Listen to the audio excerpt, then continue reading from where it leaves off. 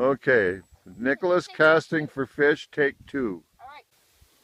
Alright, first step, like always, grab rope with a finger. Make sure you have the right hand grabbing onto this. So you grab the rope with your finger, put it in, put this back, and then let the rope. Now, actually, there's a step 3. Reel. Let go of the rope once you're casting it. Like once you start casting it, like this. Go. Pretty good. And then you just start slowly. Step 5. You start slowly reeling it in. Not too fast, not too slow. Just normal. Did you catch a fish yet?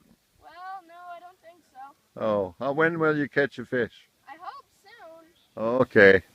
And then you just keep reeling it in, reeling it in. If you feel a pull, you cast it in, and if you catch a fish, great job. But I haven't caught much yet, so good luck with you.